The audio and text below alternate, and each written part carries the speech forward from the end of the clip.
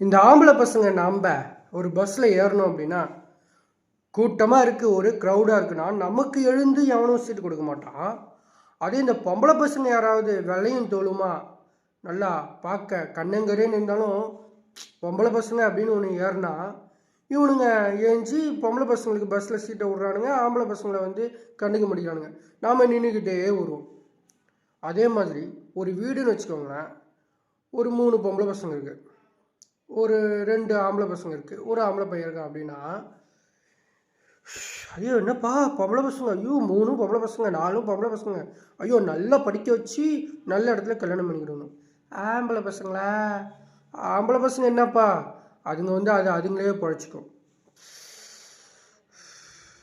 அப்புறம் ஐயோ பொம்பளை பசங்க தான் பாவம், அவங்களுக்கு தான் வலிகள் இருக்குது, அவங்களுக்கு தான் வந்து மயிர் இருக்குது, அவங்களுக்கு தான் வந்து அப்படியே மனசில் அப்படியே பாரம் எல்லாம் இருக்குது, அவங்க தான் சுமை தாங்கி கல்.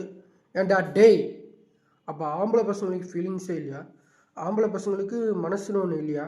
டேய், இந்த பொம்பளை பசங்களாம் வாயை விட்டு சொல்லிவிடுங்க, கண்ணில் தண்ணி வச்சிக்கின்னு சொல்லிவிடுங்க, அதுங்களுக்கு என்ன தேவையோ வாங்கிக்கோங்க. ஆனால் இங்கே பல ஆண்கள் குடும்பத்துக்காக சாக்ரிஃபைஸ் எல்லாமே பண்ணிக்கிட்டு அவங்களுடைய தனிப்பட்ட ஹாப்பினஸை கூட ஃபேமிலிக்காக தூக்கி போட்டுட்டு வாழ்கிற ஆம்பளை பசங்க தாண்டா இங்கே நிறைய பேர் இருக்காங்க.